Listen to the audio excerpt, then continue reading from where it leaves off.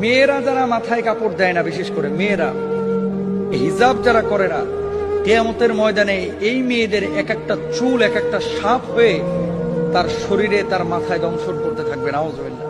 বড় কঠিন বিষয় ভাই। নামাজ পড়া ফরজ, রোজা করা ফরজ, হজ করা ফরজ, যাকাত দেওয়া যেমন ফরজ, পর্দা করা ছেলেদের এবং মেয়েদের তেমনই ফরজ। মনে রাখবেন আল্লাহ তাআলা বলেছেন ওয়ালিয়াদরিবনা বিখুমরিহিন্না আলা জুয়ুবিহিন, মেয়েরা এমন একটা পোশাক মাথা থেকে পা পর্যন্ত ঝুলিয়ে দিবে যাতে করে তার শারীরিক আকার আকৃতি অবয়ব বোঝা না যায়।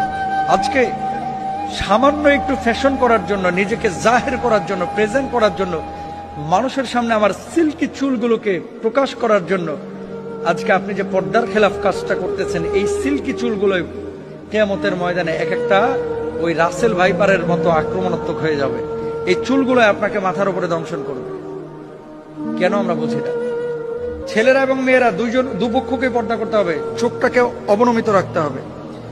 মেয়েদের পর্দা তো পুরো শরীর, আর ছেলেদের পর্দা হচ্ছে নাভি থেকে নিয়ে হাঁটু পর্যন্ত। এই অংশটা যদি এক চুল পরিমাণ কেউ খোলা রাখে, আল্লাহর আদালতে তারা দাঁড়াইতে হবে।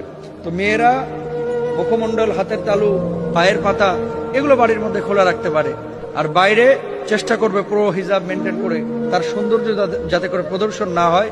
ছেলেরাও চক্ষুকে অবনমিত রাখবে, তার লজ্জায়